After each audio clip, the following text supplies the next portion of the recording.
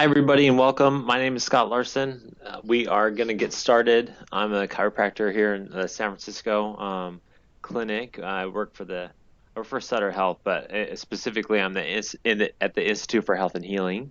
Today, we're going to be covering one of my favorite topics, and that's functional strength, our functional strength training. The goal of today's topic, hopefully, you can hear it, and you're curious about how you perform functionally, which basically means you want to you want to have strength and ability to get through your everyday life with ease and with comfort, and you can train for that. And this type of training usually involves some sort of free weight, maybe some balancing, some aerobic based stuff. And specifically, I'm going to give you a exercise that I'm going to challenge everyone to do for the next 30 days. To improve your functional strength. Before we do that, let's get into some bad news. So the bad news is there is age-related decline in your physical ability, and that's been pretty well documented in the Journal of Clinical Interventions. A recent study came out, and it was about 1,300 participants and evaluated with a questionnaire and then a functional fitness test. And there was two groups, a group of people from 60 to 70, and then a group of people from 69, from 70 to 80. Okay, and basically the hypothesis was the younger group is going to perform better on the functional fitness test than the older group. And sure enough, they did. They performed the senior fitness test, which is a variety of exercises that can assess your functional performance with things like being able to scratch your back, sitting up and sitting back down into a chair, the 8-foot up and go challenge, the chair stand up for 30 seconds, stand up and down for 30 seconds, arm curls, and the 2-minute step test. And lo and behold, the group who was younger performed better than the group who was older. So that's just a highlighted study that as we age, our physical ability declines. But can we prevent it? And I think we can, and I'm not alone in that thought. The Journal of Strength and Conditioning, the Journal of American Medical Association, the American College of Sports Medicine, the Journal of Applied Physiology, New England Journal of Medicine, the Lancet, and so on and so forth, they all agree that, quote, regular participation in physical activity can minimize or even reverse age-related decline in your fitness and performance. But if you're not active, you guys, if you're leading a sedentary life, it doesn't just affect your physical performance. It affects things like your balance. It'll affect your heart, your lungs, your metabolism, your ability to tolerate glucose in the blood, your regular activities of daily living, your psychological health. And the list could probably go on, but if you're not active on a regular basis, those things decline. But if you are, and again, in quotes here, it's regular participation. If you're regularly participating in physical activity, you prevent that stuff, and it's going to lead to a better life. What happens when we age and we're not active? It's called sarcopenia. Here's a basic review. Sarcopenia begins when you're 30. If you're leading a sedentary life, you start losing muscle mass around the age of 30, which is so young. And the results are basically a loss of the actual contractile tissue and the ability to contract the tissue. So like the neurology of your muscles to contract goes away. That combination is sarcopenia.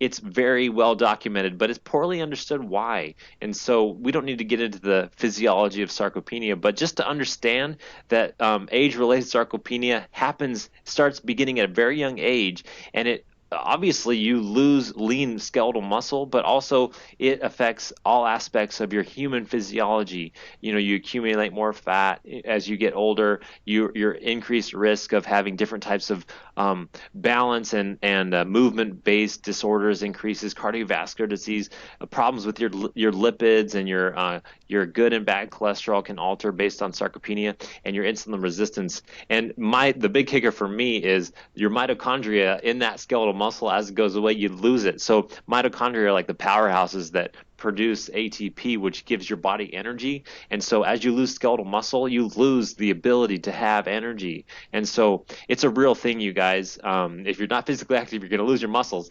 And it's to the tune of about 5 to 7 pounds every decade of skeletal muscle is gone. So we got to prevent it. So regular participation in physical activity, and the goal for this talk is functional movement, which means basic everyday things that we do. So there's only 7 movement patterns that we do as human beings, okay? It's a squat, a lunge, a push, a pull, being able to hinge at your hips, being able to twist your trunk, and then, of course, walking. And that could include like walking and walking quickly and running. So those are the 7 movements that you do. You can't do anything more than that. There's a jump in there, maybe, but those are the 7 basic fundamental movements that we do as humans. And we lose the ability to do that if you're not practicing, if you're not physically active. And it's a big deal. And you might be shocked that you can't do some of those movements, or they're very challenging. So let's go through them. And as I do this, I want you to make a list, because I'm going to have you test yourself. If not right now, if you have room to move around, do it right now. If you don't, write it down, and I want you to practice this later. So basically, the first one is the squat, aka sitting down. So we sit down, we stand up all the time. So we're all doing squats, okay? But a classic squat is when your knees are bent and your heels are close to touching the back of your thighs or the back of your buttocks. And so that's kind of a classic full squat, but there could be a bunch of variants in there. So you got to test yourself. So lower your body down into a squat, squat back. You want your knees and your hips, kind of tracking over your ankles ideally, but that could be variable. It's fine. And if you feel like you have joint restrictions, if you have pain, if you feel like you just are so tight that you can't get down, you need to make it better. And so there's a bunch of ways to improve being able to squat. One of the basic things is to rethink about how you frame what a squat is in your mind. Don't think of it as a squat. Think of it as sitting. Okay, so stand up in front of your chair and stand up and sit down really slowly, and you're doing a squat. Okay, and you can improve that. You can put a stability ball behind your back, and you can use that to lean against as you go through the motion of the squat, which is pretty cool. You can hold on to a door handle or a pole, and you can go into a full squat pretty easily. So do a squat later. See if you can do a full squat. It's a very important movement. Number 2 is a lunge. So that's when one leg is positioned usually forward with that knee bent, the foot is flat on the floor, and then you basically have your other leg behind you with the knee bent. So that's a lunge. And how do you know if you're doing a good lunge? Well, if you're lunged forward and your foot is touching the ground and your ankle and your foot is stable, it's pretty good. Okay, you might not be able to hold that for very long, but if it's shaky and your ankle feels like it's got some instability, you need to potentially work on that and make it better. If your knee drops away from your body on the back side, the back knee, or if you're unable to hold that up, you may be lacking some strength, or you may have some tight muscle imbalances. And so you can make it better. You can look in a mirror. You can squat next to your kitchen counter and hold on to it. So you can master a lunge for sure, but you also want to just check and see if you can do a lunge. Ankle stability, foot flat on the floor, and pain, muscle imbalances. Number 3, a push-up, also known as pushing. Okay, so a push-up is a very important move we all need to be able to do. You may not be doing push-ups, and I don't necessarily want you doing push-ups, but can you do a push-up? A push-up can be done like against a wall. You could do a push-up against a kitchen counter. You can do a classic push-up with your toes on the ground in a plank position, and then you can do a push-up. You can modify it with your knees on the ground. So get on the floor, do a couple push-ups, do it on the kitchen counter, do it against a wall, something stable, and see if you can actually do a push-up. If you can't, you need to hold that plank position where you're at. So if you're doing a push-up against a wall and you're really struggling, hold the plank position against the wall for a little bit, and that will build up some strength and stability so you can increase the ability to do that push-up, and then you might move on to a countertop and do a push-up from there. It's a really good thing to check. You got to make sure you can do that your whole life. The next one is, we're on number 4 of 7. The next one is a pull or a pull-up. It also counts when you row or you pull things towards you. It also counts if you hang from a bar. with your feet in front of you and you pull yourself towards the bar. That's kind of a row motion that counts. But this is, I would say, the ultimate body weight challenge. If you're into body weight exercises, the ultimate body weight challenge is the ability to do a pull-up or a chin-up. I don't care if your palms are forward or back. It doesn't matter to me. And this will reveal a lot of A, muscle weaknesses, and B, potential posture issues. If you are sitting hunched over a computer and you go and do a pull-up, it's going to exacerbate a lot of that rounded shoulders, hunched forward, head forward positions, and it's probably not going to be very comfortable. And so you could start by finding a bar locally at a park if you don't have a pull-up bar, hang from it, see if you can hang from it, see if you can do a pull-up. It's a cool exercise. It's the ultimate exercise, I would say, for body weight. It's very helpful to be able to pull things towards you. You can use resistance bands too. You can hook a resistance band around something secure and pull those towards you. You can do pulling exercises like double arm rows or single arm rows with weights and kettlebells, so that's totally fine.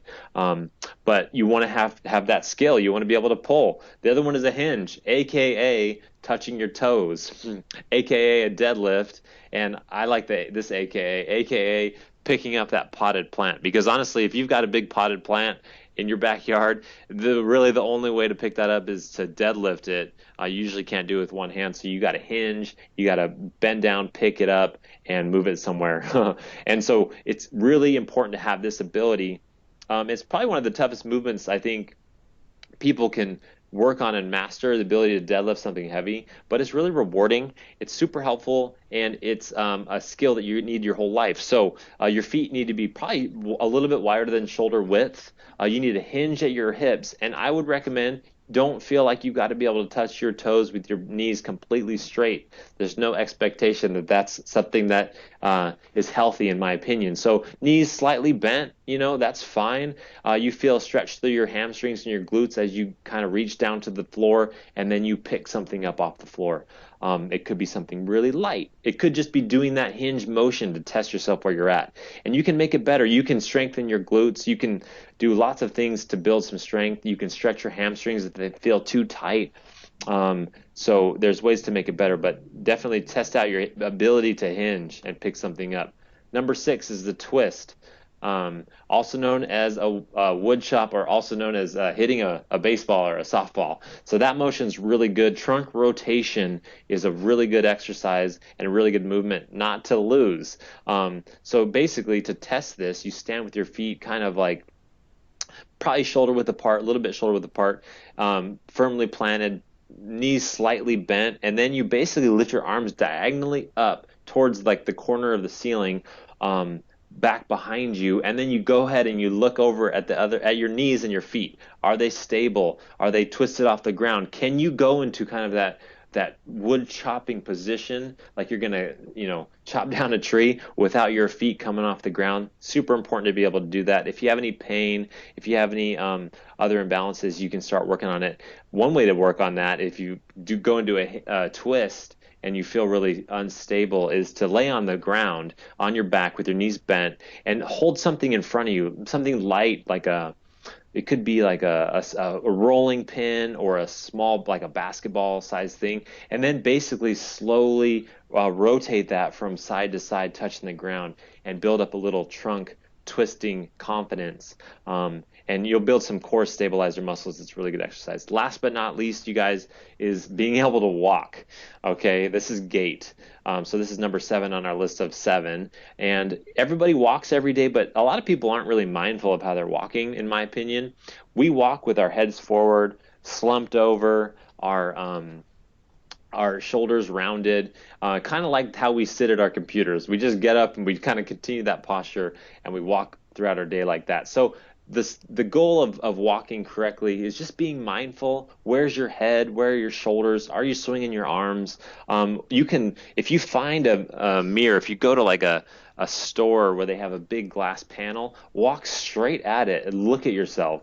what is your head doing? What are your hips doing? What are your feet doing? Do a couple laps, walk back and pace back and forth, watching yourself walk towards the mirror. And it's going to reveal some imbalances that you may not have been mindful of. And then once you're aware of it, you can kind of practice correcting some of that on your own. And it's not too hard to correct your gait, and it will prevent a lot of potential issues that walking can give you if you're walking in incorrectly.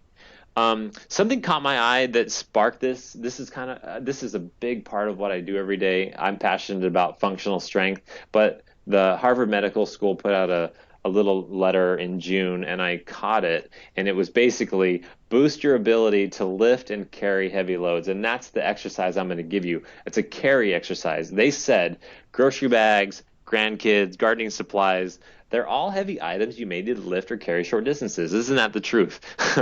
Even if you don't, this could be if you're young, but they say that might get harder in older age. And so that, with a loss of muscle mass and strength, and I'll add coordination and balance, you can have an easier time with your activities of daily living if you do this one exercise I give you. And it's probably one of my favorite things to do. So here it is. This is the most important part of today's talk. This is the exercise. It's called the carry exercise. So basically, you're going to lift and then you're going to carry something.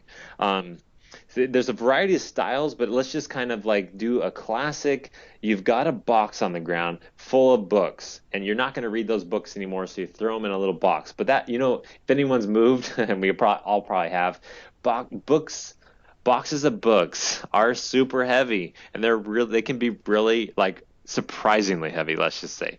So you're going to get a little box, something stable. If you have a kettlebell or a dumbbell or something stable, you can use that too. But if you don't, put some books in a little tiny box, and that's your weight for the month. Make sure you're warmed up, you get kind of warm, loose, get the blood flowing to your muscles. And then you're going to lift it, okay? If you're not confident, put it on a table. So put it like waist high, or maybe even a little higher, like a little on a countertop.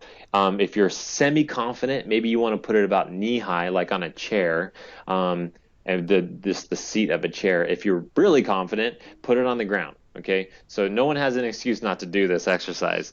So basically, you're going to lift that box and bring it close to your trunk, your core, okay? And when you lift it, use your glutes, use your legs to lift that box along with your arms. They work together. Wrap your arms around it, pull it towards you, and then you're going to carry it from where you lifted it across the room, which is going to mean you're going to need to twist, and you're going to need to walk that box across the room. I would say 10 steps is perfect, and then you're going to set it down, preferably on something safe. So if you picked it off the kitchen counter, walk around the room, put it back on the kitchen counter. Same thing with the floor, or a chair. So you're going to lift, you're going to carry, and you're going to set it down. That equals 1 rep, okay? To do a set, I need you to do 6 to 12, and that's a scientifically based recommendation. The Journal of Strength and Conditioning, classic study, 2010, 10 sets a week equals muscle hypertrophy. It's a meta-analysis. So 1 set is going to mean you're going to need to pick that thing up and carry it around and set it back down minimum 6 times. So that's a set. If you feel really good, do more. But you got to do 10 sets a week. So if you only want to exercise twice a week, that's 5 times per workout. If you're going to do like every day, that's fine. This is not a big deal. You can, do it once or twice every day. I would recommend ideally 2 to 3 times a week. You do this exercise, and you're going to be building functional strength that is going to make your life easier, prevent sarcopenia, prevent all those other metabolic things that happen to the body when we don't use our muscles, which are significant and major challenges. And that's it. So the carry exercise is the takeaway for the month. I need everybody to do that, and then send me an email if you want. No, I'm kidding. But I would love to hear from you guys how it's going, if you're seeing that it's becoming easier over the month. If it does, add some more books, add some more weight. If you're doing this with like a dumbbell, which is totally fine, carry that dumbbell until maybe a couple weeks in, the dumbbell seems pretty easy. You need something heavier, so upgrade your dumbbell or get a heavier weight. Don't do it too light. You want to work on on a scale of 1 to 10, 10 being the most work you could put out, I would do like a 6 or a 7. So you're basically working not to your extreme work, whatever that is for you individually. But if it's pretty easy, try and make it a heavier load. And so that's probably what I would do. You could walk farther with it, but it's not really practical unless you're actually having a move coming up. Then you could actually do it. But so increase your load, how heavy that weight is, until you're working at about like a 6 or a 7 on your personal scale of how hard you can work. And there you go. That will increase some functional strength. If you like it, this may be a lifelong thing you do that actually builds really good functional coordination and strength, and it's going to improve your life. So hopefully this was understandable and enjoyable.